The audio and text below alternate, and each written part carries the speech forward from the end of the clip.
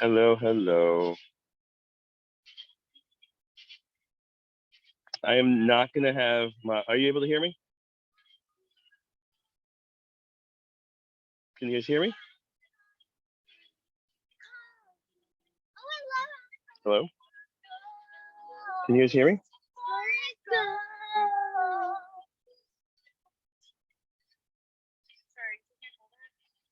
Yes. Hello? Michael, Sharon, welcome. Can you guys hear me? Yes, hear you. Hello, good, welcome, thanks. Hi. Yeah, I'm in the middle of, I don't know where I am, Connecticut, New York, somewhere. We're on a vacation house. So, yeah, middle of nowhere. Who knows about Wi-Fi? So I just want to make sure people could hear me. We just drove through Connecticut. We're in Rhode Island. We're ahead of you. Nice. So I'm hoping to keep this short and sweet. Just go over a couple things. We'll wait a few minutes for everyone. We'll wait 3-4 minutes to make sure whoever else can join.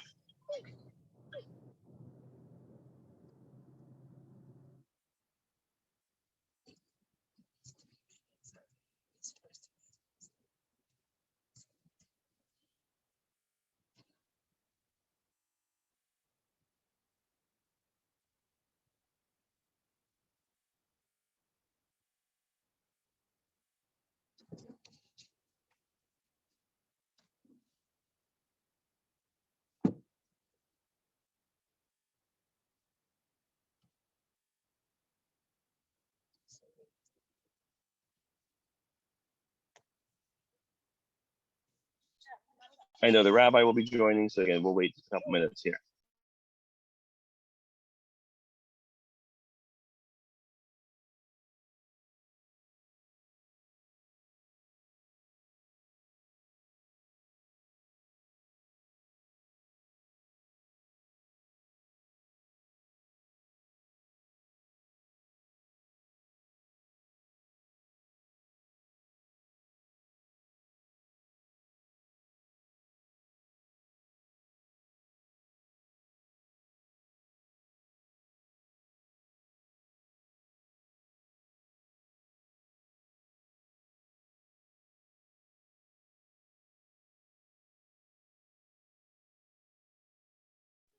And again, thanks everyone for joining. And this month is always crazy with end of summer and squeezing everything in, and everyone's away.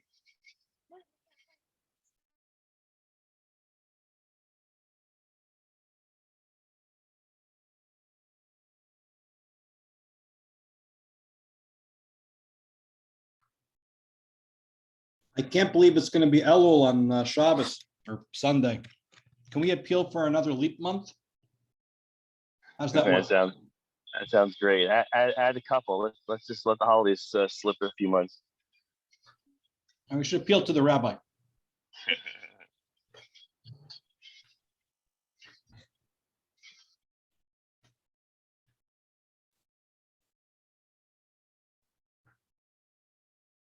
I see a few more people joined. Welcome. Thank you. Thank you.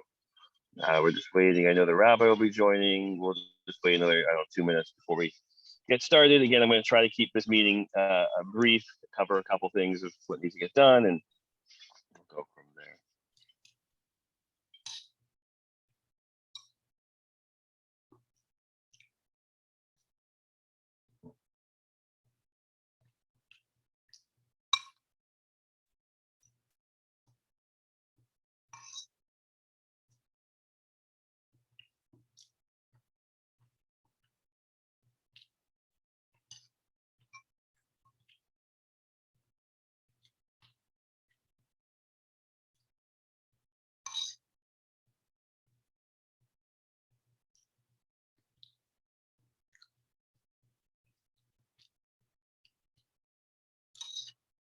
Okay, I see the rabbi has joined us. Welcome.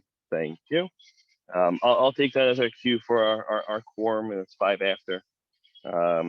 So welcome everyone. Thanks. I'll show our agenda in a minute. I'll just let Rabbi Cheses kick off with a Dvar Torah. Again, I apologize if I drop out or anything. Just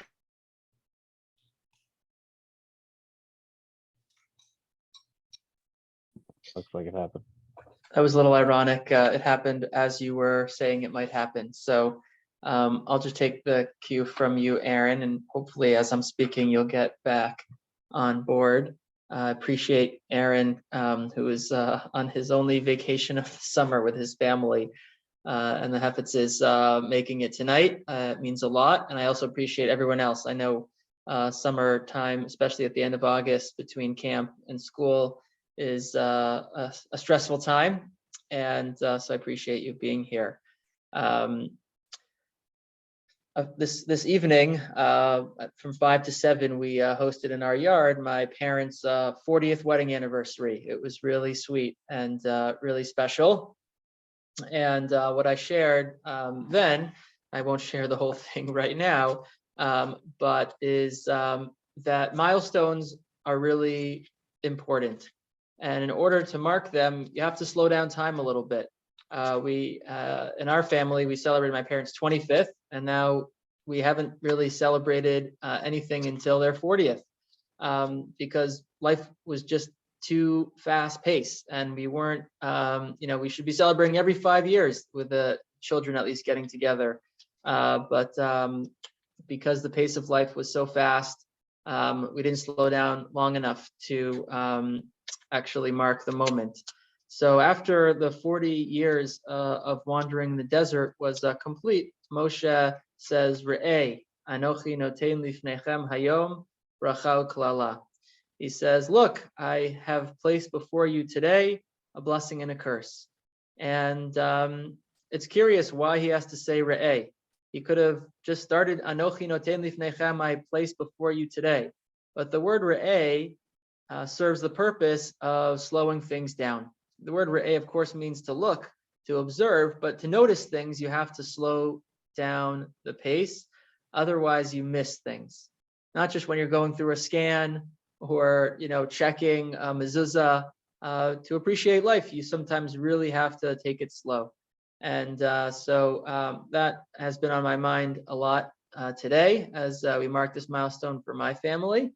And I'll also share that going forward, we have a big milestone for our shul. 2023 is going to mark the 50th year of our shul.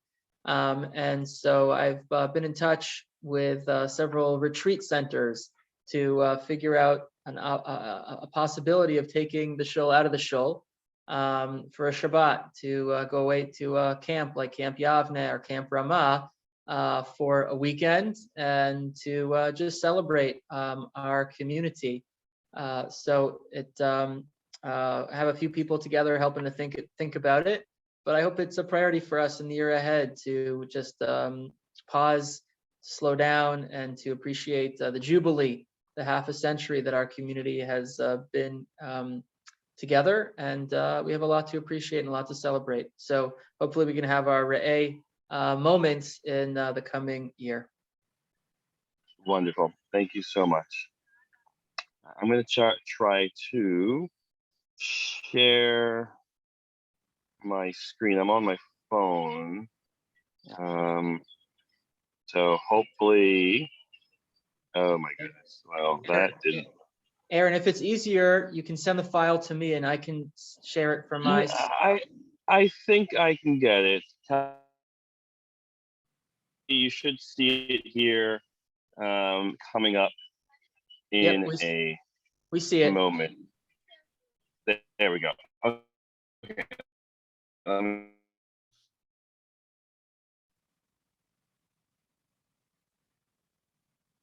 Okay, we don't see it. It could be that the data needs of sharing it are then making it impossible to get the audio also, right? It might work better if someone else shares it. Well, Aaron, we can now see it. At least I can on my computer, but we can't hear you. So I think your voice is. Okay, one sec.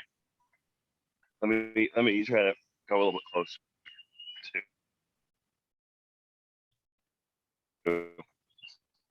Somewhere. One sec. Sorry. Oopsies.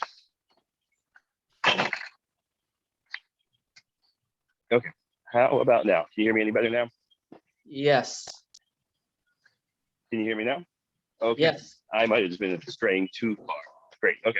So a couple things to bring up. So number one, we were informed about a week or two ago from the town of Sharon that the back parking lot that we quote unquote leased to the high school, they no longer need that for whatever reason, and they are terminating our lease. So we will not be receiving any more funding for that. So we just need to be aware of two pieces. Any income that we had been planning to cut from the town, that will not be happening. We're grateful it lasted as long as it did. There was a while where we didn't know if it'll keep coming, where they hadn't paid. So, bonus for when it had happened. The downside is, besides just the funding, is we now need to do our own plowing for the front lot. And we also need to determine the back lot. The town had been plowing that. Do we need to plow it? We might decide based on quotes that we don't need to plow it for the winter because it most likely will be very expensive. So we're asking Shas, we're asking the town, do we have to plow it? Maybe again for people walking through, for shoppers, maybe we'll just plow, a strip to go through Cottage Street. But we're gonna get some quotes from other landscaping companies. So just FYI. How much money were we making from the town? I don't think Mr. Newman's on this call today. I don't know without looking it up. I should have looked it up. I don't have that here. I don't recall it being particularly substantial. It was really the plowing that was the benefit. Yeah, it was a nice thing when it came through. We had a couple of years ago where they had forgotten to pay us for a couple of years, and so it came as one big lump, and that was really, really nice. But yeah, and when they did plowing, they knew we were a school, so they kind of tried to give us priority. They had used really big, heavy-duty equipment. So that's one thing that I'm pushing in terms of fine or whoever else we use. I find they sometimes underpower the equipment. They often, I see them shoveling by hand for the walkways and, not necessarily using the right equipment. So that ends up taking more time, which ends up being more money. So we'll have to get some quotes and kind of move quickly on that to, figure out what to do there. But I can certainly look up in our budget numbers from previous years and send that out later. Any other comments or questions about the whole back parking? Shas uses that a lot for like the kids, right? So like, realistic for it not to get plowed? So we reached out to Jordan, Rabbi Soffer, as well as I talked to my wife Dina and some other people. They do use some of that space, but we kind of framed it of, in the winter when we have heavy snow, how much of a requirement is it, and also going along with the cost. And their feeling was there are enough other spaces where they do play and run around that if they didn't have that space, it would not be critical. So so we did run that by them. And are they involved in the decision? Because I feel like this really should be an ASR expense. Yes, ultimately things like the plowing and whatnot, yes, is an ASR. So yes, that will need to be routed through that as yes. I think just the letter that we got was addressed to Young Israel of Sharon for whatever historical reasons. Yeah. Yeah, I think if you tell the Shas board what it's going to cost to plow the back, yeah, correct. That's my guess as well. Yes. So that's why we'll look at it. Just a quick interjection here. What is ASR? Oh, sorry. So for people who don't know, so Young Israel and Shas, neither one of them own the building. Anything that is a shared expense goes through ASR, which stands for Ames Street Realty. That is I'm going to use the in quotes, a holding company. That's who owns the building. There are a few people who run a financial group that disperses the funds from that. So whenever there's a shared expense, the heating, the electric, the lighting, the plowing, the maintenance, things like that, there's another layer it goes through besides just our board and their board, for things like that, Ames Street Realty. And that way, Gotcha. that way the shul can't, hey, we're gonna sell our half of it, we're gonna whatever. That way, it's we don't own the building. That's just the way the structure they did many years. But thank you, Okay. thank you for asking. Yeah, appreciate that. Thank you. Great. Another minor thing, we had some minor damage about a week or so ago from the weekly food delivery package thing. The box truck, instead of pulling to the back parking lot, pulled through the driveway and hit the building right by the sanctuary. Very minor damage. A member from the shul who happened to see it right then and there, ran out and told the driver, "Hey, stop! Watch out!" They offered to pay for the damages, so we just need to coordinate with the house people on the board to figure out repairs. I really, my look, there might be a little bit of damage to the roof, a few tiles, and just some of the I forgot what it's called, the boards hanging down there. So hopefully should not be too big of a deal. But I think it was decided that not bother going through our insurance, their insurance. It'll be really expensive, take freaking forever. So just FYI. Another issue that's been brought up, a couple people brought to my attention recently. There's been a lot of pets in the outdoor kiddishes.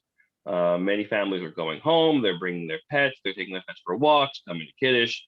Obviously, service animals are never a question. But the rabbi and I kind of talked about it that people shouldn't be bringing pets to shul, to kiddish. Some people are anxious around different types of animals and they're mingling. There's people, there's food. So our feeling is it's not really appropriate decorum. So we're hoping to mention that in upcoming weeks' announcements to try to, obviously it's weather dependent, it's really outdoor, but and obviously Jonathan Goldberg, that's a whole that's security, that's a whole different thing. But does anyone have any strong opinions one way or the other in terms of us putting that statement out there of some fashion? The only comment I would make is that aside from going out with the announcements, it should probably go out as a separate email so that people actually see it. Yes. Yeah, because most of the people who bring dogs aren't there for announcements anyway. Yes, correct, right. And I think it's that people are, especially with COVID, right? They want to socialize. Some people might be coming to shul or they're coming to kiddish, and it's socialization. But for the people who are in shul, we went to shul, we're having our kiddish, and so absolutely we can craft something and just put it out there, and hopefully no one will get too offended. But it still is our shul. And speaking of people who are easily offended, I hate to say this, you might want to send a note to Jonathan just to say, we don't mean you. That's actually a very good point. Thank you. Correct. Absolutely. Thank you. Well, I would actually include the exception for Jonathan in the email that you send out, because you don't want people saying, well, if Jonathan's bringing his, why can't I bring mine? He's got a really scary dog. You're right. It is. And yes, I will say my kids are anxious around it too. But right, you're right. We could word it of saying, that dog is there for safety and security. Maybe we can, ask him to, when we're having kiddish, that he's not with the dog, right, with all the people. I don't know, maybe. But that said, his dog doesn't jump up on you, and a lot of these other people's dogs do. That is true. So.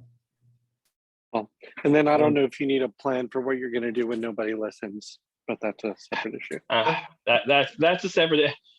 We need to at least draw a line in the sand and put it out there, and then we can go from there. But as of right now, if we tell anyone, oh well, I never knew, or so let's at least yes. So I have a couple of comments. I think we should leave time to talk to. We should say in the communication to reach out to you and the rabbi kind of with any further questions, and you'd be happy to talk to them about it. And then two, are we going to be actively telling people to bring their dogs home when they don't see the email? Because I can anticipate a lot of people not seeing the email. Yeah, so I think that once we put it out there, give it, we put it out in the announcements for a week or two. We send out an official email. after that, that's whatever, 2-3 weeks. Yes, if someone keeps doing it, we can then quietly, on the side, mention to someone, hey, let's try to not do that. Yeah. Do we But- think that sorry to interrupt, do we think that like maybe a sign also of some sort would help? So, as Like a a lightly worded sign, not like no dogs allowed, just yes. So as a separate, unrelated topic that I wasn't even going to mention here, there was an incident a few weeks ago where there's a certain family that uses the Shas playground to let their dog run wild, run during their walk early in the morning when there's no kids, there's no whatever. I kind of feel like that's a playground for kids, and you're letting your dog run. Dogs are gonna, do their business, and it's like, we have little kids, babies crawling around there, not babies, whatever. But like, I don't think a dog should be hanging out there. And so I actually ordered a sign that said that we're putting up on the gate there that says no pets. So it's not specifically, oh, your dog, just no pets. So that is part of that. If we need to find somewhere else to put another sign, we potentially could, but that could help with that as Hey, Aaron, sorry, I got it a few minutes later. Is this including or excluding John Goldberg's? well. Yes. Sorry. Yeah. You missed that. This is excluding, and someone mentioned that when we put out an email, an announcement, that we will specifically mention about how his dogs are there for safety, they're trained. Excellent. I might talk to him and just let him know ahead of time, like we're not targeting you. But when we have kiddish, maybe his dog shouldn't be. Again, I can't quite remember. Is he usually hanging out there with his dogs, whatever? But no, thank you. This is excluding that. Excellent. As well Glad to as hear. service Thank you. animals, as we brought up before. Sorry, what? So I was just bringing up the fact that as well as service animals, which we brought up before. Right, and so right, service animals, absolutely. We have had over the years, obviously Yachad, but other times there have been a couple service animals here and there, and no one's made any. That obviously that's never. Okay, moving on. Thank you. Benot update, Rabbi. When are the Benot coming? Is it next week? Yep, next week they're coming, and they're gonna be staying with the List family for the first 4 months. So that's yes, I see it on the slide here. Yes. So yeah, that's wonderful to have at least. Okay, we didn't have a plan, trying to figure out what to do, so that's great. The Lists have a vegetarian household. And so we want to make sure that the Benot don't feel deprived of meat or whatever. So I think there was already some emails about trying to have the Benot over, and not just for Shabbos, other times as well. One thing the rabbi and I were talking about was something like with the with all the veggie crust or the what's the Chinese place, kosher wok. They could do orders from that. There's the Shas kitchen where they could heat food up there in a kosher microwave. But just trying to keep be cognizant of that. So we want to try to encourage families to invite them over for meals, and just the normal hospitality of that.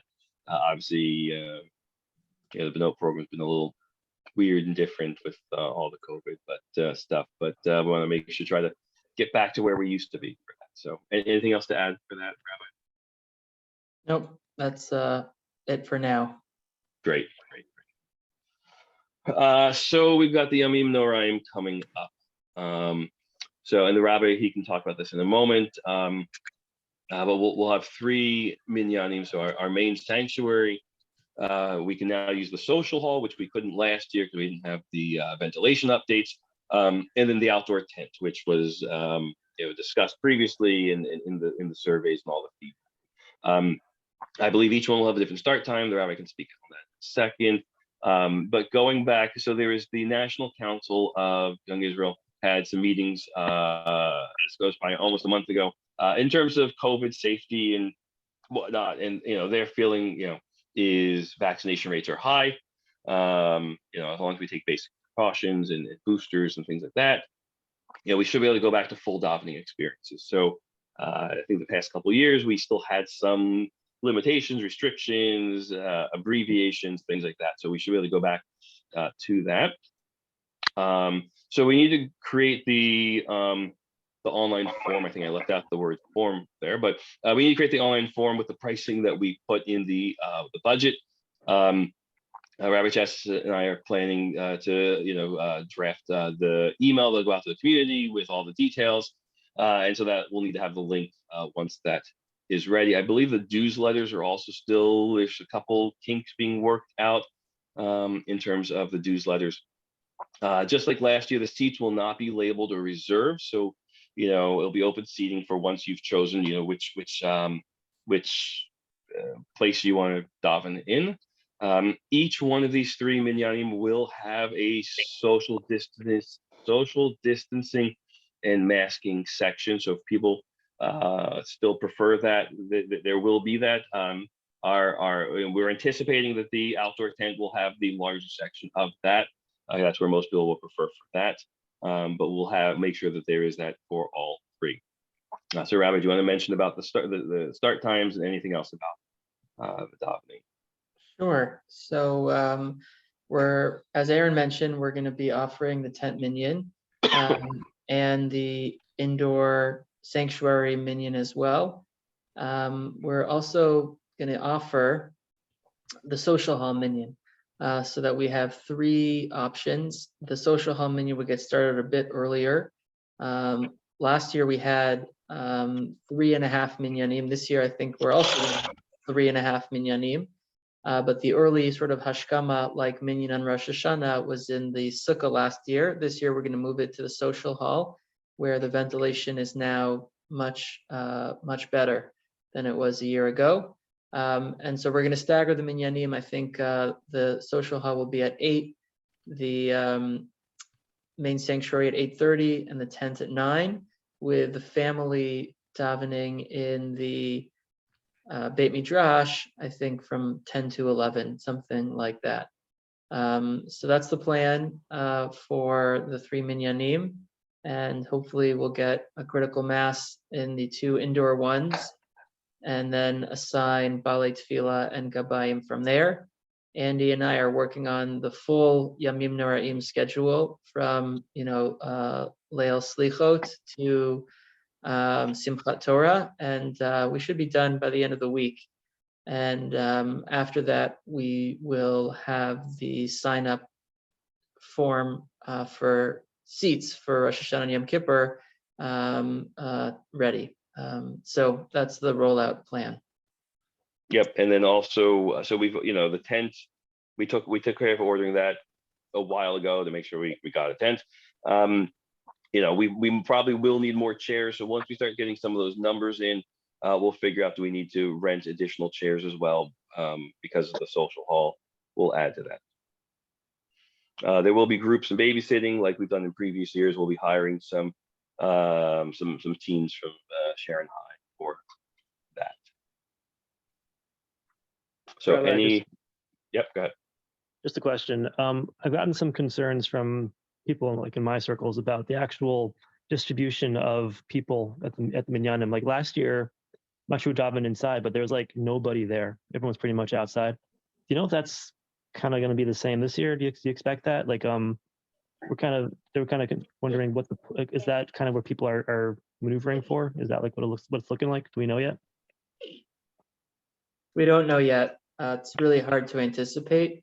My sense is that there's less COVID anxiety, so and it's much later on in the year. So there's a concern. I think there'll be more people wanting to be indoors this year. Yep. In the temper-controlled environment, but we'll only really find out once the seat sign up goes out. Right, and there's also a new booster that's supposed to be better for some of these variants.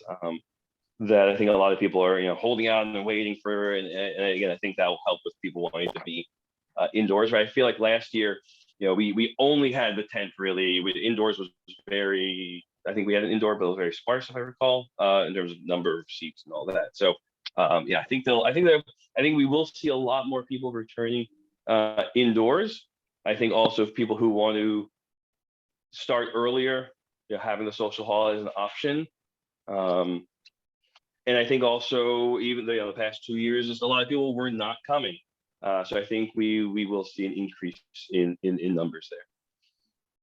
Right. So just I heard you correctly, there's no like limitation on how many people can be inside aside from the actual building's So capacity, but there's no like special distancing, stuff like that, right?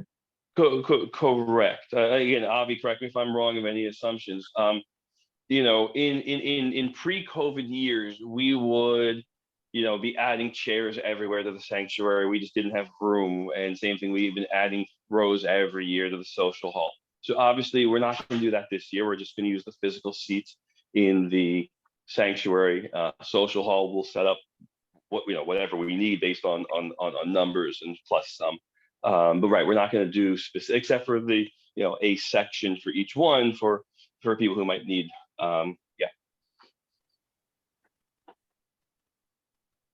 I don't know if this was discussed at all, but I agree with what you said, Aaron.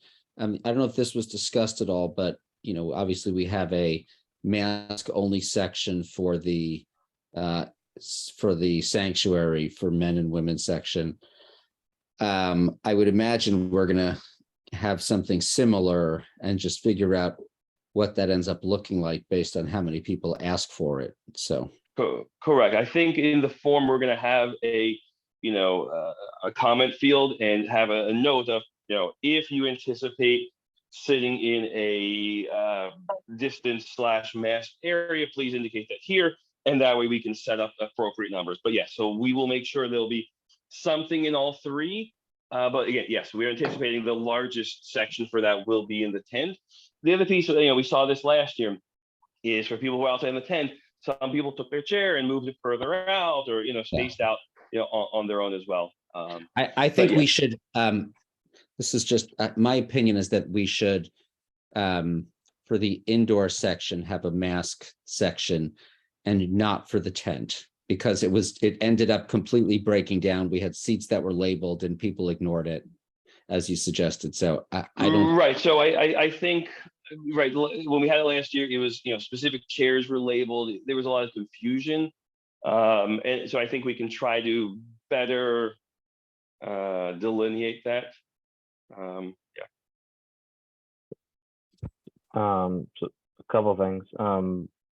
Did we reach out to Josh Levin and the Outdoor Minion for kind of the people who are the least comfortable with large groups and indoor to just get their thoughts on what they're comfortable with as we built this plan out.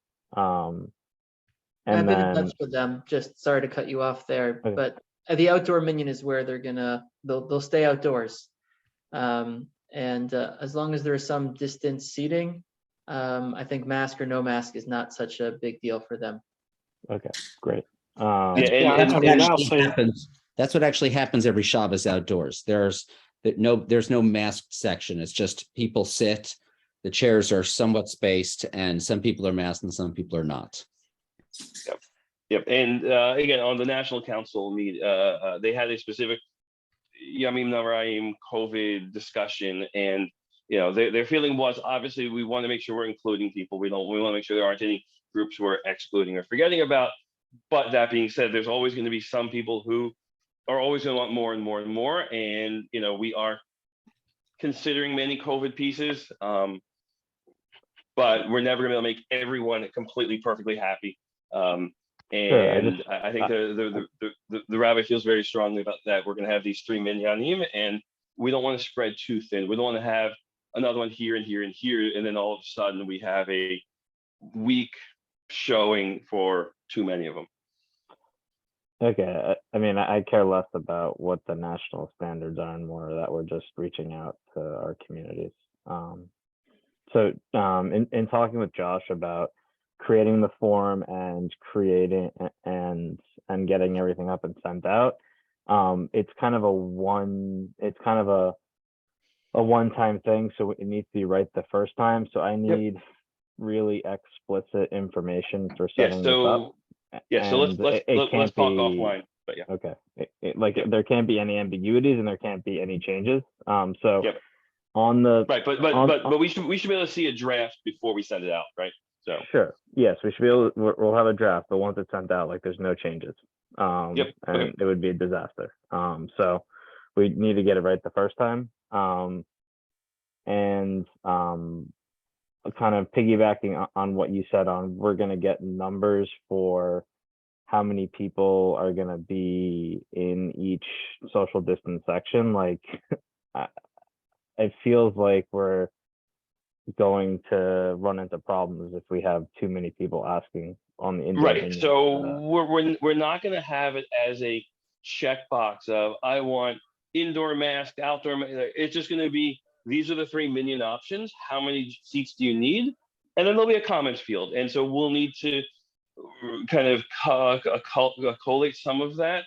Our anticipation is, right, the people who have been in the outdoor sukkah minion, they will put that. There will be some other people here and there. But I think having these more options this year, I think we're going to see a different breakdown. What I'm saying is if we don't specify a number and more people sign up, like we're going to have people who have signed up for an indoor minion that are going to go outdoor minion that we're not going to have a record for, right? Like we're going to have them classified in one place. This is why like we need to get the form and the information, the form right. I just want to make sure that we're thinking about the form right, because just a section of preference could make this whole thing wrong, right? Yeah, so I think that pre-COVID, people had very strong feelings of I want to be in this section. I think a lot of people are going to go back to their previous preferences, and the people who really want to be outside for a couple of different reasons, that's where they're going to choose. So I think we're going to see it very clearly. But yes, we'll talk the next few days and kind of get that. Aaron, with that said, how big of a tent are we getting? Same size as last year. It's an 80 by 40. So we are prepared if a lot of people decide they want to go outside.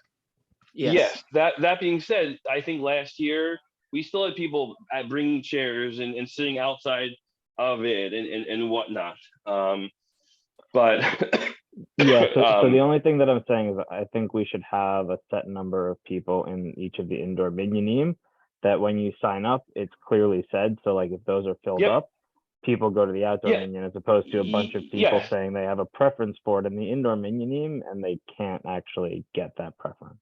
Right. So So for the social hall, for the sanctuary, there absolutely will be. Here's our maximum number, and we have people who have done some of those seating stuff previous years. They know exactly how many seats we can do. Social hall, we have a lot more flexibility because it's a bigger space. And the tent, we should know again from last year, pretty. I'll have to look through the records of, about what we can fit there. Yeah, I mean, I'm less concerned about the tent. I'm more concerned about the shul and the social hall. Yeah, and just to be clear, Dan, what I hear you saying is that I think you're particularly concerned about, say, people who want to be inside but want to be in the socially distanced section, and then if we don't have enough seats in the socially distanced sections inside, is that right? Yeah, exactly. I don't anticipate there being a huge number for either of the indoor socially distant. I think for the majority of people who want social distance for COVID concerns, they're going to be outdoors. Yeah, Aaron, I'm not going to say that you're wrong, but what I will say is for the past 2 years, we were really, really bad at predicting what people were going to do. And so just be prepared to be surprised. And also we had to go through last year and like discuss and handpick people who wouldn't be too pissed if we moved them. Right. I mean, we've had this. Couldn't slot them in. Right. I mean, we've had this pre-COVID where I wanted to sit here for 10 years. I've sat here and now I'm in a different, so there always will be some of these, and we will need to go through and figure this out. But yeah, especially since we're not going to be adding tons of chairs in the sanctuary, and unlike previous years pre-COVID.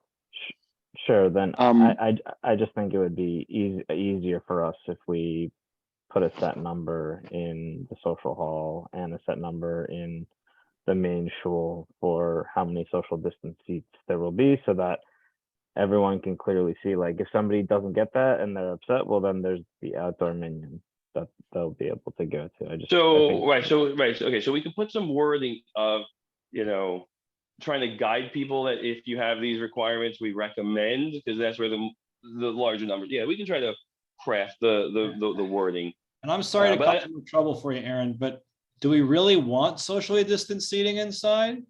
Or do we just want to offer a mask section? Because we don't offer socially distanced seating on Shabbos. I think Yes, if you we want do. socially distant, you should sit outside. Yes, we do. We have a small section. No, inside. we have a mask required. That's a mask section. There is no distance. Oh, right. It's different. Some people generate distance with their unpleasantness, but that's not intended. I think mask is the key piece. Right. We'll see what some of the numbers are. Yeah. Aaron and Rabbi Cheses, I would like it if we could set up time to just talk this through. And Avi, if you want to be there as well, that would be great. But I want to make sure like we're not, as Michael said, assuming something and then having it kind of right. I mean, we could put in there of sanctuary has limited amount of seats that we can allocate towards that, just because it's a limited space. Social hall, we have a lot more room to work with. So to Michael's point, we don't currently offer indoor socially distanced. I think if we offer indoor socially distanced, you're essentially saying we're only going to be able to accommodate like 4 or 5 small groups of people. Small groups. And so at which point is it even worth offering there? I agree. It makes more sense if you want to offer a mass section inside, and then if people feel that they need the social distancing as well, they go outside.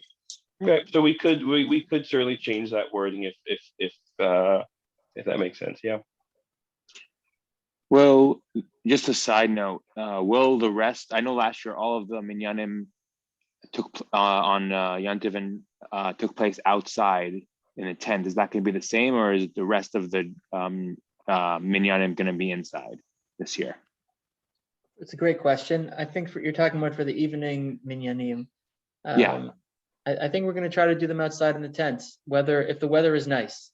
If it's pleasant, we're going to do them outside. If it's not pleasant, we'll be indoors. Right, and that goes for Sukkot and Simchat Torah as well, I'm assuming. Yep.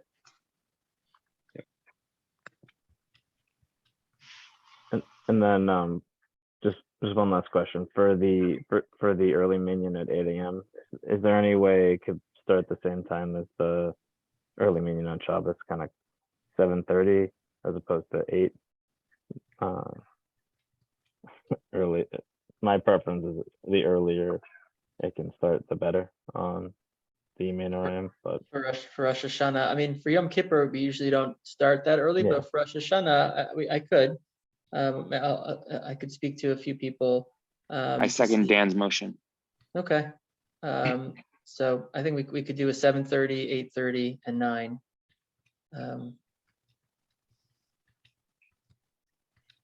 Yeah, 7:30 would be great. I mean, okay. When it was the 6:20, that was the greatest the greatest start of all time. But not everybody's on the 6:20 train. So I was there. But let's get a draft together for the sign up, and then we'll meet the 3 of us to fine tune it. Great. Yep. Cool. Thank you, everyone, for that. Well, I just want to say the one place where I would advocate that we be more machmir on COVID is I really, think that the reduced number of Pew team was, highly successful. I second that thought also. Noted.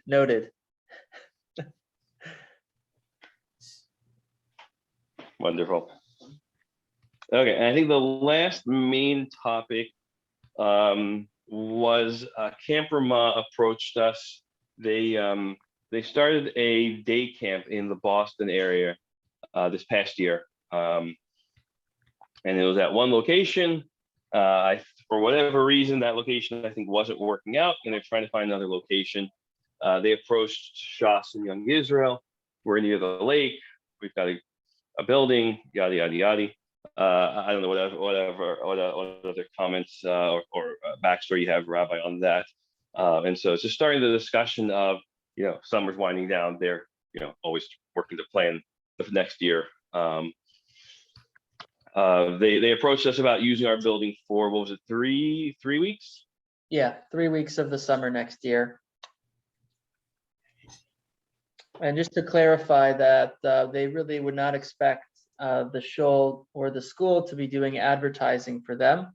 They would be doing that separately, as of course Ramah is associated and affiliated with the conservative movement. They would really just be renting our space and not expecting anything else. There would be potential for some nice revenue. They also would be hiring their own custodian because Mario is usually away for the summer. That's when he goes to visit his family. So Rachel Silverman, who was the rabbi at Temple Israel, is the director of the Ramah Day Camp. And so she wants to have a location for 3 weeks, I think, on the North Shore, and then 3 weeks on the South Shore for next summer. And so she wanted to use our facilities with a nice playground. I think it goes up to 4th grade, maybe, if I'm not mistaken, would be the oldest bunk. They would use our outdoor space and our indoor space, and have access to the lake and to the park across the street. So that was sort of the proposal. Shas is on board with it. Generally supportive of it, ambivalent about a few pieces. Camp Ramah is a phenomenal system, but I'll just say that I don't affiliate with the Ramah system for obvious reasons. And just want to be careful about our association ideologically with the camp, and not be encouraging our families to be going there necessarily. I mean, if families decide on their own, that's their own prerogative, but I don't want it to become sort of an affiliative kind of relationship. They're renting space from us, just like the chess camp rented space from us, past few summers for their operations. So that's the framework for the discussion. What are people's thoughts? What are the pros and cons here? I assume they're insured, right? I would assume so. Yeah, I would assume so, right? They've been running a day camp in the DC area for many, many years. So this isn't their first foray at that. So obviously, yes, we would look at all the legal side. Obviously, we would make sure, yes. So do you know the economics? You know what they'd be offering for, like, what would this become?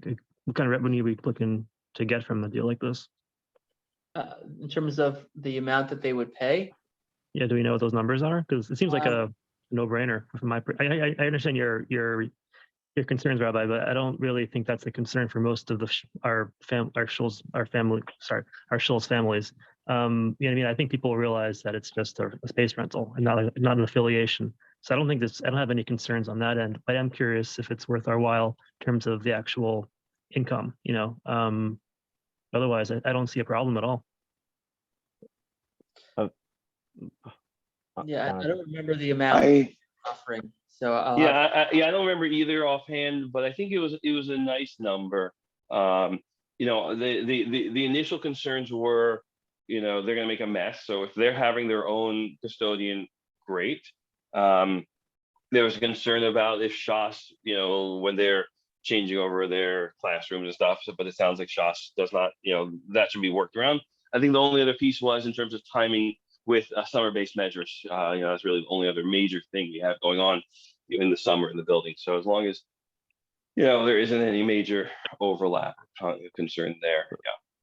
I think I generally agree that if it seems like it's really good for us to make some extra revenue, and as long as it's not going to dip into any of our expenses, that's great. I do have the reservations that the rabbi is kind of mentioning, perhaps in there. If we do go through with it, we kind of make sure that they advertise it as not being at the Young Israel, rather than saying it's at 100 Ames Street, right? To kind of so it's not kind of so that number one, National Council doesn't for whatever reason, if they get upset, just so that it kind of says like an address, and not that it's at a conservative campus at Young Israel, because the membership probably wouldn't really necessarily care, but there are a certain minority that might raise an eyebrow, and I'm sure the National Council might raise an eyebrow. People will raise an eyebrow regardless of what we do. No, So 100%. It's just that a matter part of doesn't if bother it's me worth so the much. headache or not. And I think I think we will be, we've discussed this as well. We will be clear that they are renting space from us, that we're not advocating and we're not changing our hashkafa and any of that sort of stuff. I think that this seems like, we all have that concern, and I don't think it's going to be an issue. Yeah, and the nice counterpoint is it's good community relations. Right. No, 100%. Yeah. And did they mention anything about using our kitchen? Because I know that camps like that might try to make like challah or something on Fridays. Yeah, that's my biggest concern. And I'll preface this with I grew up in the conservative movement, and I worked at Camp Vermont in the Berkshires for 5 summers and was a Rosh Dah. So I know the camp system pretty intimately. Oh yeah, will they be using our kitchens? Will they kind of be having food inside the building or outside the building? And then I know that there's a camp for a lot of the summer actually at the Ames Street Park. So there's a thought to them using the park. Is that settled? Just been kind of logistically thinking this through. Yeah, so I mean, okay, so the park side of it, that they'll have to talk to the town, and do they need permits? Do they need timing and conflicts? That's for them to figure out. Obviously, like Rabbi Cheses said, we also have our back lot, we have space, we have our small playground, so we have other pieces as well. Obviously, the cooking, the kitchen, we can certainly verify what their thinking is, right? Because I would assume we would not be handing them the keys to our kitchen, so to speak. Do you know if any of that was discussed, Rabbi? It was not. It's likely that they're going to overlap here with the summer Beit Midrash, who really uses the kitchen during that time. So I don't think we would be able to give them kitchen use. And I think they would be bringing their own lunches, whether they eat that in the social hall or in outdoors. I don't think there'll be such a kashrut issue. We worked out terms with the chess camp, to sort of be on the same page in terms of where food belongs and doesn't belong in the building. So I'm not so concerned about that. Right. And I think if I recall, the initial discussion was most of the camp is going to be outdoors. It's when there's inclement weather, using the social hall for food, for lunch, using some of the classrooms, things like that. But Yeah, I think it is worthwhile sooner rather than later to raise the issue of the kitchen to make sure they're on the same page, because if I had to guess, I would think that they're thinking that they would be able to use the kitchen. Yep, easy enough to find out from them. Same thing for this they ran this past year at somewhere else or a day camp in DC. Do they use that? And if we said no, is that a huge problem? I can't. Yeah. And it could be that we allow for some of the kitchen to be used, like they might be able to use the fridge during the week or their freezer to store stuff, but not to use the cooking equipment. Right? Well, there could be some arrangements if they, if they're agreeable. Right. Great. Okay, great. It sounds like most of us are in general agreement to at least start looking at next steps. So wonderful. One thing I just realized I left off this slide deck. Sorry about that. We talked about, who knows when this was, in terms of the front lobby and trying to improve the space in terms of safety, security. The fact we don't have a dual door vestibule and you can't see through it, and Shmira is outdoors, whereas they should be inside in a safe, again, in a double door vestibule. We submitted a grant, and we've submitted lots of grants these past couple of years. We were just notified this week that through Department of Homeland Security, we actually received that grant. So we are going to start moving forward with the plans to, we had a company come out months ago, so we'll revisit with them to actually look at plans. We asked them to give us a couple different options and plans in terms of that vestibule. Our idea would be to try to push that vestibule. Think about where the sidewalk comes in, and you have an apron shape that comes out to try to push that, create that vestibule, and hopefully have a room for a coat room as well. Once we can start seeing some numbers, we can see will that grant cover everything? Great if it does. It was $150,000, which is amazing. We talked to the town. The town so far said, doing that type of, they're calling more exterior work, should not trigger the fire sprinklers and all that craziness. Obviously, we'll need to figure out again in terms of the doorway and Shabbos and how people get in and out and all of that. But there's a lot of great benefits to that. So we're going to spend this next almost year figuring out those plans and looking at the budget, and hopefully the grant can cover it all. And then, hopefully construction next summer where it doesn't impact Shas. Shas's point of view was they didn't really want to be really involved in this project in design or financially. Obviously, we have to run whatever by them or ASR, but we'll be primarily spearheading this project. So it's very exciting. Will this only include the front door, or are we discussing all entrances? This is just for the front. We had someone come out. This goes back probably 2 months ago, and we talked about a variety of hardening the facility for security, safety. We've done a lot of work on the doors recently, and I'm sure that's going to keep going on to try to eliminate some of these weak points and issues we've had. But this is just for the front entryway. So the idea, if you like a Temple Israel, they have that glass doorway, so that way Shmira, police, whoever, they're standing inside. So if there's a panic or an emergency, they push a button. Well, actually, it's usually locked anyways, so it's locked. As a Shmira can be on the safe side, protected from rain, from the heat, things like that.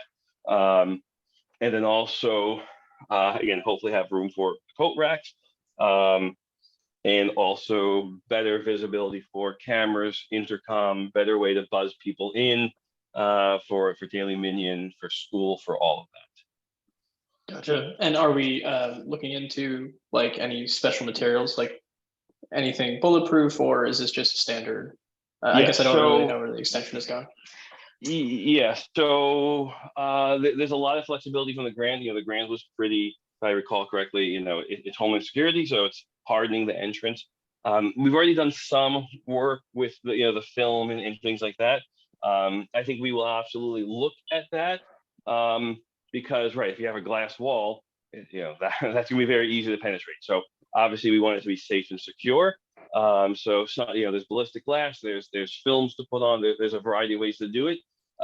So we will look at all of that, and if we can make it fit in the budget and the design, so that way it works for the daily minyan, it works for school, it works for Shabbos, all those aspects, absolutely.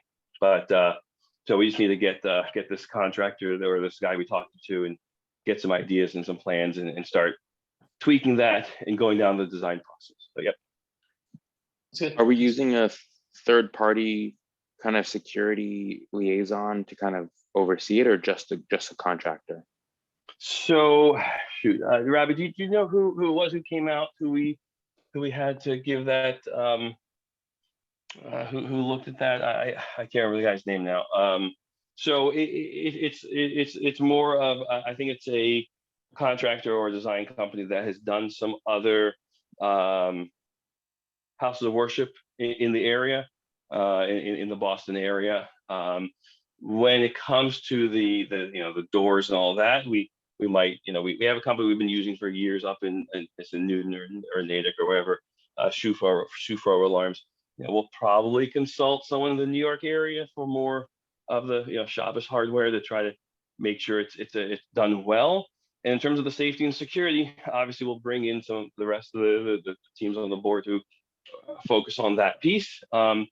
But we also have, through a variety of different agencies we've been working with, various consultants and people who we can, again, make sure that the safety goals are met, because that's that's the main goal of this grant. Obviously, we're going to use it to beautify the space and a lot of other benefits, but the safety is the driving piece to it. So I don't think we have any specific consultant, but we have some consultants we've used in the past who have done some walkthroughs and design and looking at the design. Good night, dear. My kids are going back. Good night, dear.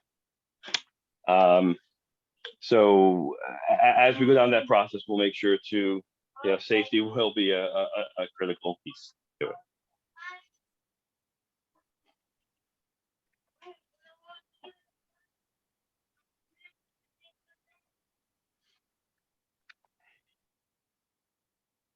So,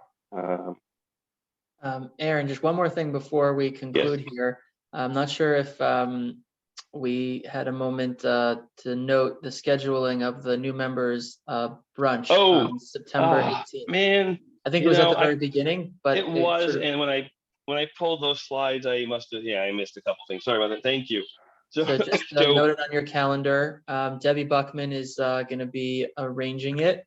And it would be great for you to join. It'll probably be around 8:30ish, 9 o'clock after the second minion. And most of you have been there before, but weather permitting, we'll do it in our backyard. We'll have bagel, schmear, and some good times.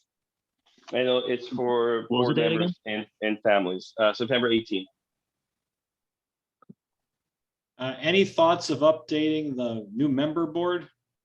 Yeah, it's on Debbie's list. One more thing for the open forum. I know it wasn't on the please. agenda, but wanted to just plug the barbecue coming up in a few weeks on September 11th with Shas and Yachad. Would really it would be great to get a lot of full board participation and support. So please sign up. I sent out an email earlier today just as a reminder, and I'm sure I'm going to pepper you with some more emails. So please sign up. Also would love some help volunteering if anybody is able to help during that time frame. So yeah, it's gonna be a great time as always. We're gonna have the beer truck again, and we're gonna have a drum circle this year, and we're gonna have a moon bounce and some other stuff. So a couple more enhancements. So stay tuned.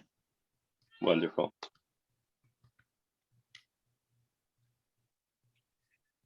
And with that, I'll open up. Anything else?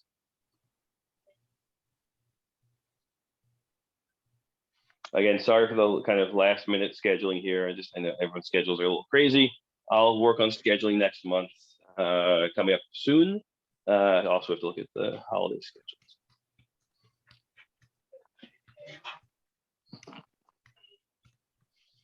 Awesome. Okay. Thank you, Aaron, and thank you everyone for joining for a great end of the summer meeting. And are we going to meet again before the Chagim, or not? I have to look at the calendar. I don't know offhand. We'll have some subcommittee meetings for sure. Yes. Okay. Well, Laila Tov to all, and we'll everyone in Shul. Yep. Thank you, everyone. Okay. Bye.